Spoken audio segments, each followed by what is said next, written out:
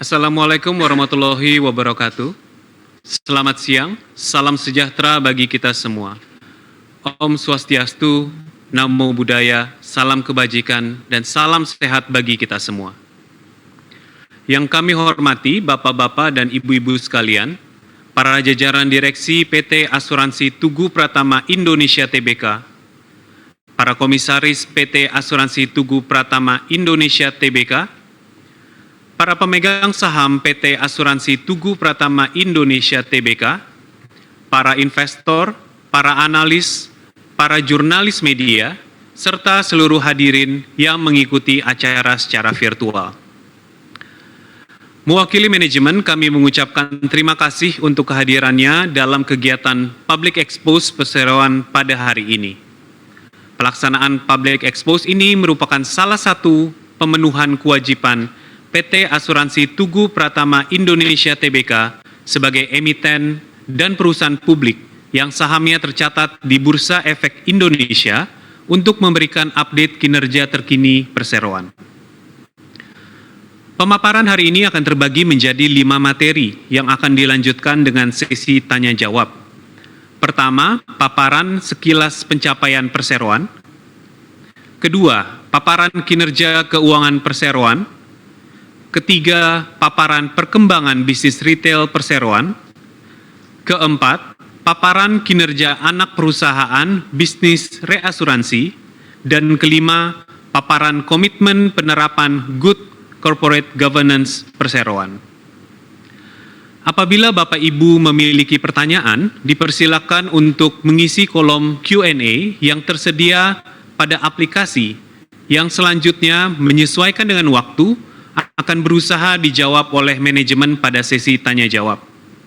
Selanjutnya, mari kita sama-sama menyimak pemaparan yang diawali oleh Bapak Tatang Nur Hidayat selaku Presiden Direktur Perseroan. Kepada Bapak Tatang Nur Hidayat, kami persilakan. Terima kasih Pak Jonathan. Assalamualaikum warahmatullahi wabarakatuh. Selamat siang.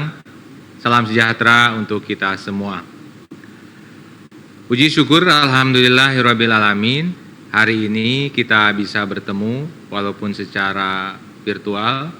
Tentu kita bersyukur kehadirat Allah Subhanahu wa taala, Tuhan yang Maha Esa, karena pelaksanaan Public Expose dapat kita laksanakan hari ini.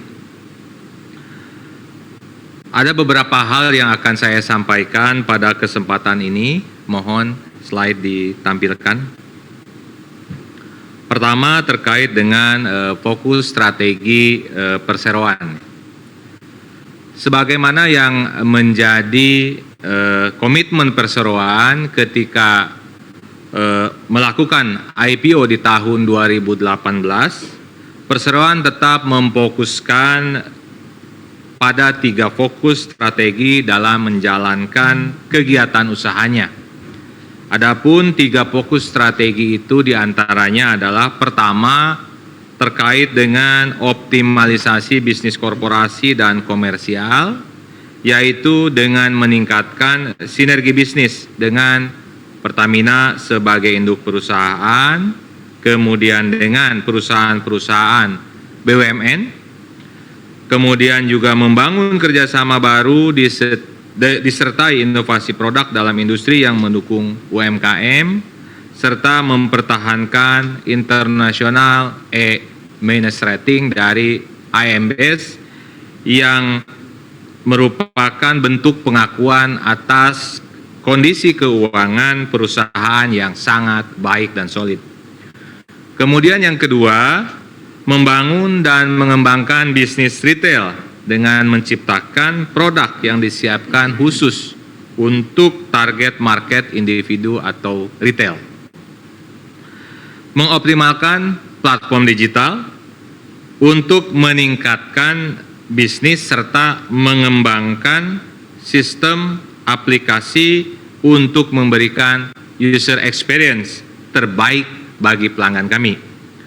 Kemudian yang ketiga, memperkuat bisnis reasuransi melalui penguatan penetrasi SIDAN, optimalisasi sistem IT, untuk efisiensi agar dapat menekan expense ratio serta mempertahankan Fitch Rating E+ domestik untuk PT Tugu Reasuransi Indonesia.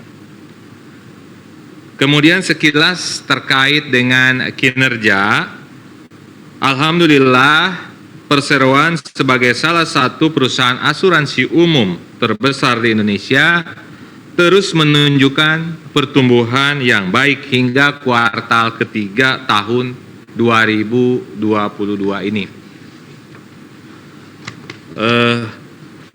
Yang pertama, Perseroan berhasil mencatatkan kenaikan premi bruto sebesar 10% dibandingkan dengan periode yang sama tahun sebelumnya. Dengan kondisi yang kita pahami saat ini, tentu kami bersyukur dengan peningkatan ini.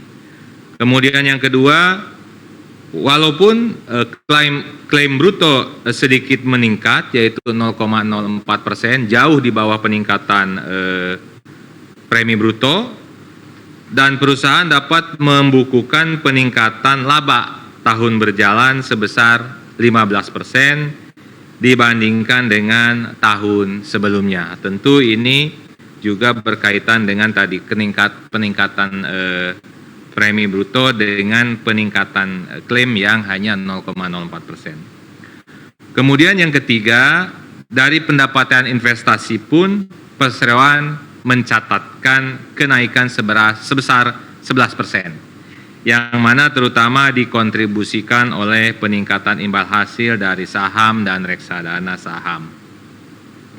Yang keempat, untuk RBC kami mengalami koreksi sedikit dari 442% di tahun lalu menjadi 407%. Namun demikian angka ini masih jauh dari ketentuan minimum yang dipersyaratkan OJK, yaitu 120%. Tentu ini memperlihatkan bahwa angka 400% ini kondisi finansial kami sangat baik. Lanjut terkait dengan aktivitas Bakti Tugu dukungan terhadap SDGs dan ESG. Bapak Ibu yang saya hormati, Bakti Tugu merupakan rangkaian aktivitas Perseroan sebagai bentuk tanggung jawab sosial dan lingkungan guna mensupport Sustainability Development Goals atau SDG yang dicanangkan oleh PBB maupun pemerintah, dan Environment, Social and Corporate Governance atau ESG. Bakti Tugu diwujudkan dalam 4 pilar aktivitas yang dilakukan sepanjang tahun 2022. Di antaranya adalah pertama, Bakti Tugu untuk kesehatan melalui aktivitas sentra vaksin booster, pemeriksaan dan pemberian kacamata, serta road safety campaign yang dilakukan oleh Perseroan.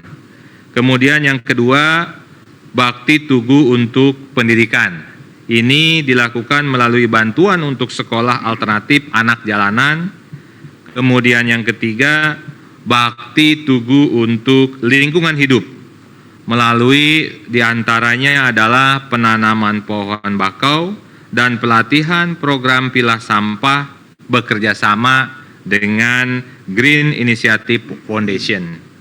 Kemudian pilar keempat adalah bakti untuk pemberdayaan masyarakat melalui kegiatan pemberdayaan perempuan, diantaranya di Sumba berupa pelatihan pembuatan tenun Sumba dengan memanfaatkan kain pewarna alam yang bekerjasama dengan Empu Jalin Karsa. Komitmen Perseroan dalam menjalankan tanggung jawab sosial dan lingkungan tercermin dalam keberhasilan Perseroan memenangkan Indonesia TJSL Award 2022 di sektor industri asuransi.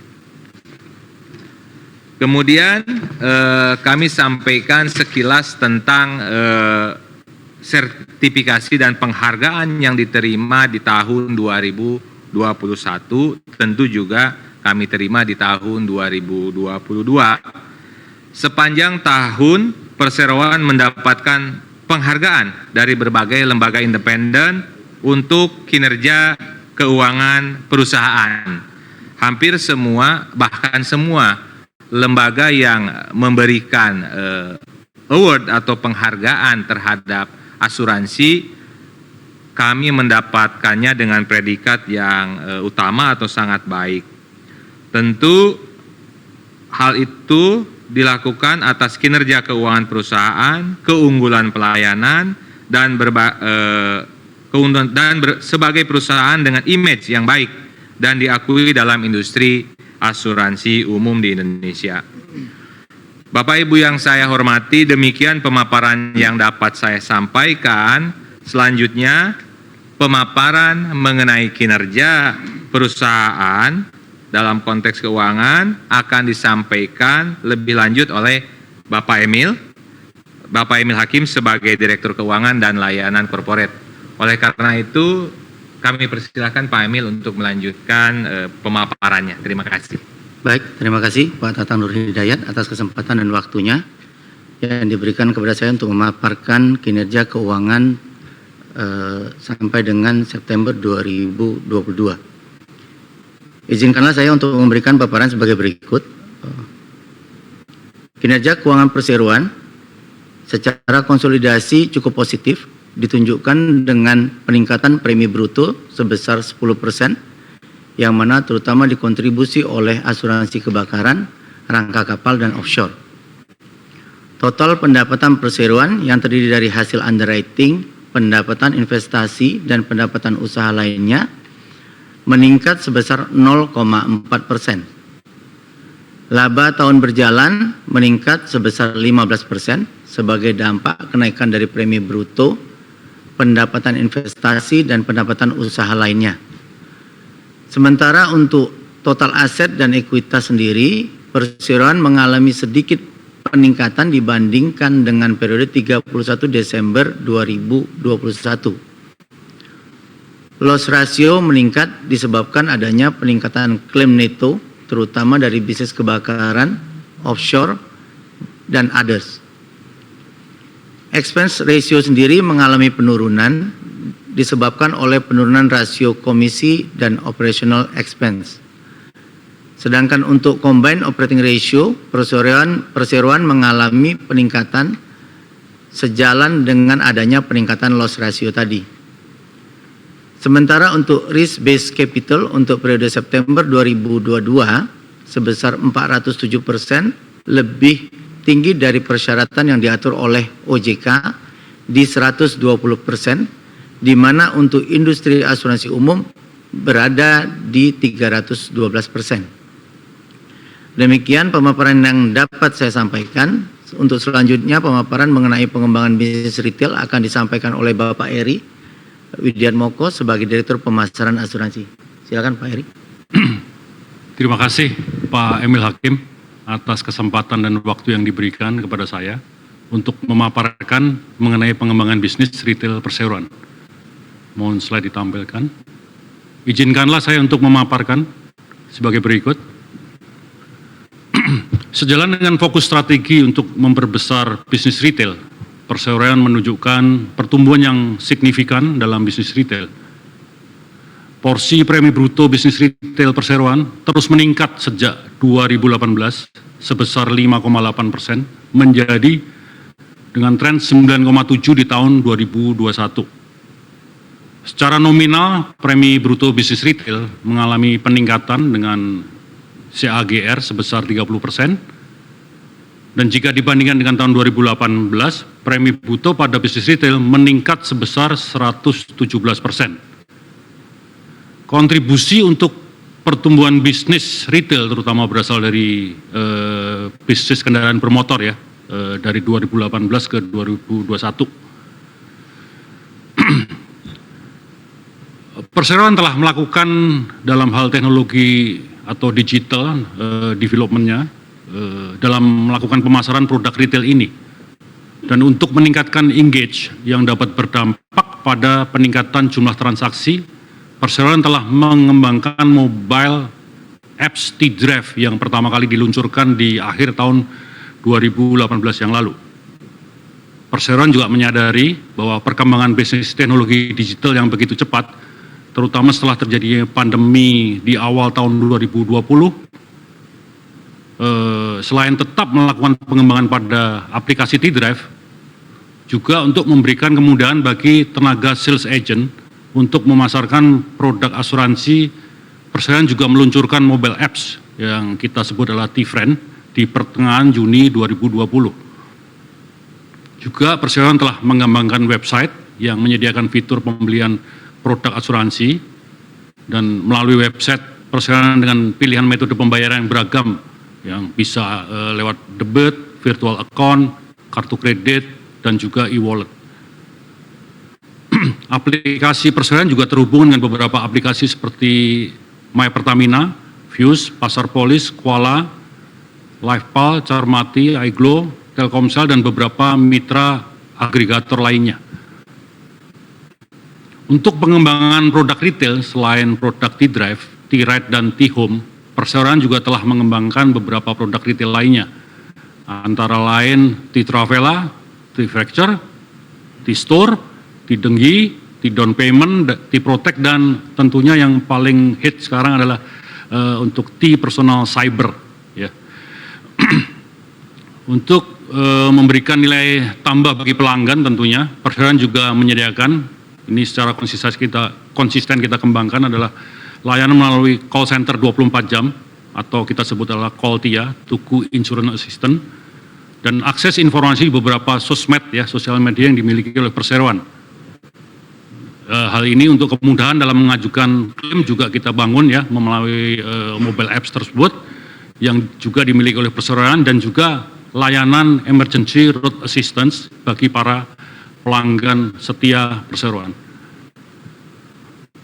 Selain terus mengembangkan mobile apps yang dimiliki Perseroan, kerjasama dengan beberapa mitra platform digital juga menjadi fokus Perseroan untuk memasarkan produk-produk retail.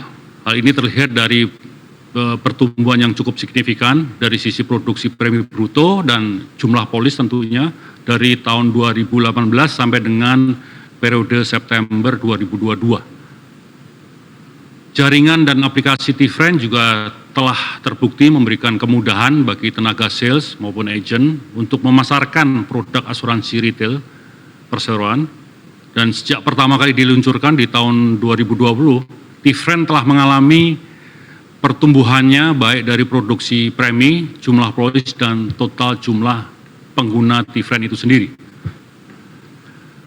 Demikian pemaparan yang dapat kami sampaikan. Selanjutnya pemaparan mengenai kinerja anak perusahaan bisnis reasuransi akan disampaikan oleh Bapak Saiful Azhar sebagai Direktur Teknik. Silakan Pak Saiful.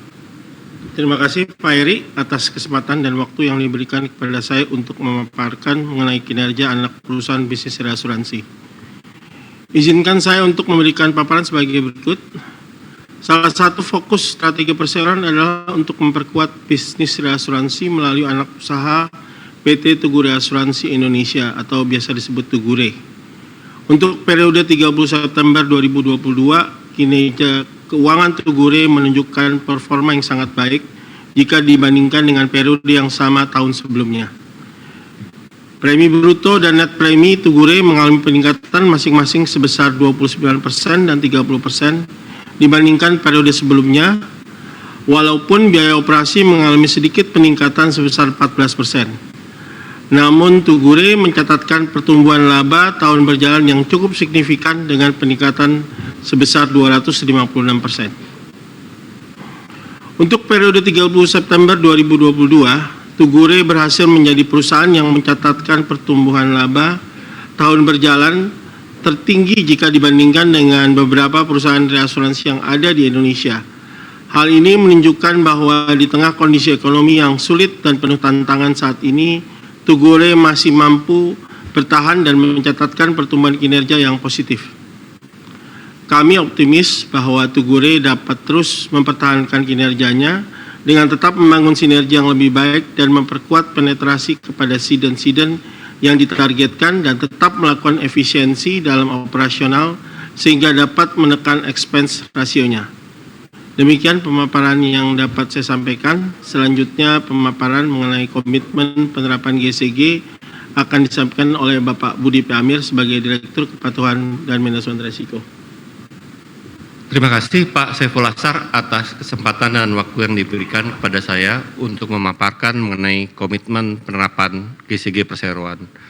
Perseroan menyadari pentingnya komitmen yang tinggi serta konsistensi dalam penerapan GCG secara berkelanjutan untuk melindungi kepentingan para pemangku kepentingan sehingga perseroan menjadi perusahaan asuransi umum yang memiliki tata kelola yang baik, daya saing yang tinggi, dan memperoleh kepercayaan dari para pemangku kepentingan.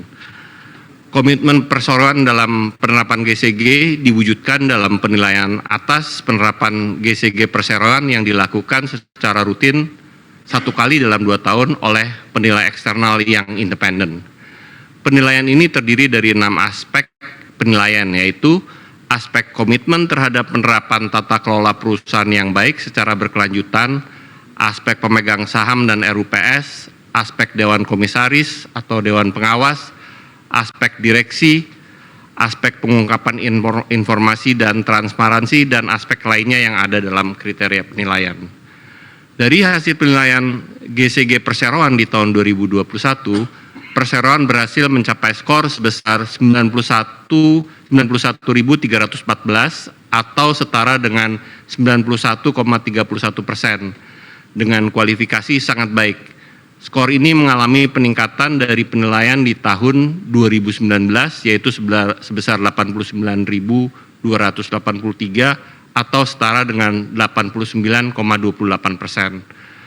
Hal ini menunjukkan bahwa manajemen memberikan perhatian yang serius dalam melakukan perbaikan dan penyempurnaan terhadap penerapan GCG yang dilakukan oleh perusahaan.